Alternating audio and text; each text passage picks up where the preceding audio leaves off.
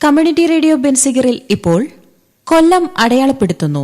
തയ്യാറാക്കി അവതരിപ്പിക്കുന്നത് വല്യശാല രാജു. കൊട്ടാരക്കര ശ്രീധരൻ നായർ. ഒരു നാടിൻ്റെ നാമധേയം സ്വന്തമാക്കാൻ കഴിഞ്ഞ മലയാള ചലച്ചിത്ര രംഗത്തെ അതുല്യ പ്രതിഭയാണ് കൊട്ടാരക്കര ശ്രീധരൻ നായർ.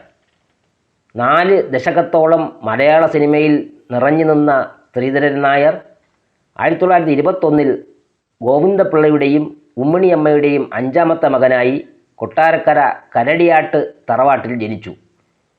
ഇരുമ്പനങ്ങാട് ഈശ്വരവിലാസം ഹൈസ്കൂളിലായിരുന്നു വിദ്യാഭ്യാസം. 10ാമത്തെ വയസ്സിൽ നാടകത്തിൽ അഭിനയിച്ചു.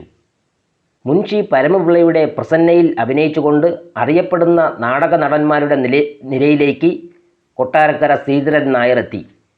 ഗാംഭീര്യമുള്ള ശബ്ദത്തിൻ്റെയും മനസ്സിൽ തറഞ്ഞിരിക്കുന്ന ഭാവപ്രകടനങ്ങളുടെയും അകമ്പടിയിൽ മലയാളത്തിലും കന്നഡയിലും തെലുങ്കിലുമായി അഭിനയിച്ചു തീർത്തത് 300-ലധികം ചിത്രങ്ങളായിരുന്നു.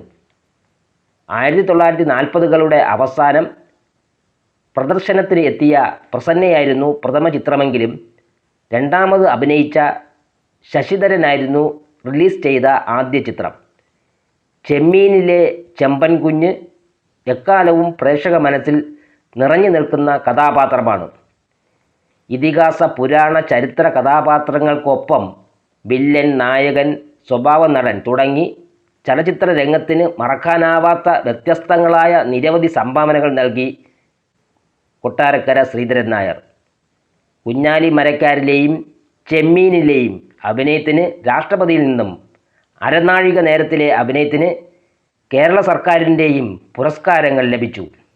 Cochin express, Kattuthulasi, Akkaldama, Umminithanka, my dear Kuttichathan, Pazhassiraja തുടങ്ങിയ ചിത്രങ്ങളിലൂടെ മലയാള സിനിമയ്ക്ക് പറിച്ചു മാറ്റാനാവാത്ത ജനപ്രിയ കഥാപാത്രങ്ങൾക്ക് ജീവൻ നൽകി കൊട്ടാരക്കര ശ്രീധരൻ നായർ. ജയശ്രീ കലാമന്ദിരം എന്ന പേരിൽ സ്വന്തമായി ഒരു നാടക കമ്പനിയും കൊട്ടാരക്കര ശ്രീധരൻ നായർക്കുണ്ടായിരുന്നു. മാർത്താണ്ഡവർമ്മ, വേലിത്തമ്പി ദളവ, കുഞ്ഞാലി മരയ്ക്കാർ തുടങ്ങിയ ചരിത്ര പുരുഷന്മാർക്ക് കൊട്ടാരക്കര ശ്രീധരൻ നായർ ജീവൻ നൽകിയെന്ന് പറയാം. മൈ ഡിയർ കുട്ടിച്ചാത്തനാണ് അവസാനമായി അഭിനയിച്ച ചിത്രം. 1986 ഒക്ടോബർ 16 കൊട്ടാരക്കര ശ്രീധരൻ നായർ അന്തരിച്ചു. ഭാര്യ വിജയലക്ഷ്മി. മക്കളായ സായികുമാറും ശോഭയും സിനിമയിലും കൊച്ചുമക്കളായ കല്യാണിയും അനിലും സീരിയൽ രംഗത്തും സജീവമാണ്.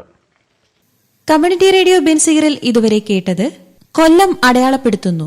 തയ്യാറാക്കി അവതരിപ്പിച്ചത് വല്യശാല രാജു.